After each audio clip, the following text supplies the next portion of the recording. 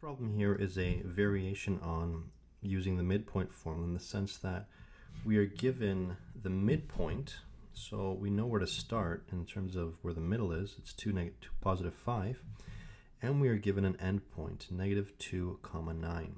And what we want to figure out is what the other endpoint would have to be. So if I draw my line, again, I'm just going to draw any line in general, doesn't matter. I know that right in the middle, that's where I have 2, comma 5. And on one of the endpoints, let's put it over here, I have negative 2, comma 9. And it's this point, let's call it x, comma y, that I'm trying to solve for. You know what, I'm going to change it up. Instead of x, comma y, let's call it a, comma b. A, comma b. Now, in order to do this, I'm going to be using my midpoint formula. So let's paste it over here. And this is the value of m. Now, the difference is that we know what m is. Okay, we're told that it's 2, comma 5. So what I can do here is rewrite m as the ordered pair, 2, comma 5.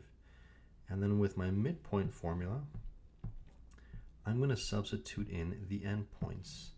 Now, notice that one of them, I don't know what it is, but that's fine. So my first endpoint is I'm going to have negative 2 and a, and then 9 and b.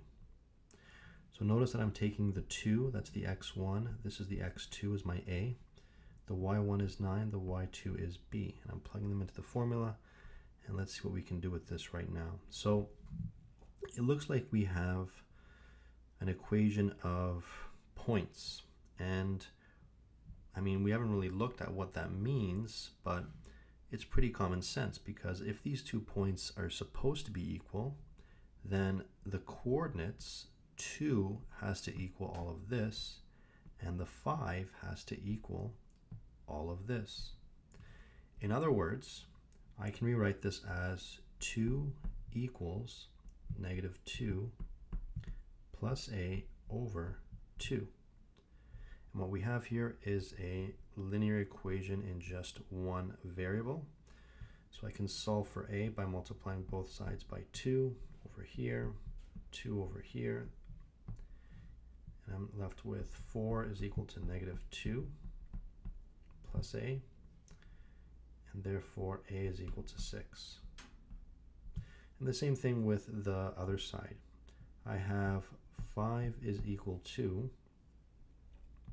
9 plus b over 2. I'm going to multiply both sides by 2, so that gives me 10 is equal to 9 plus b. Again, I'll just show the work here, times 2 as well. And if I solve for b, I get b is equal to 1, because 10 minus 9, because it comes over, is positive 1. So my other endpoint ends up being 6, comma 1. And I can write that right in here. Instead of AB, I have 6, comma 1.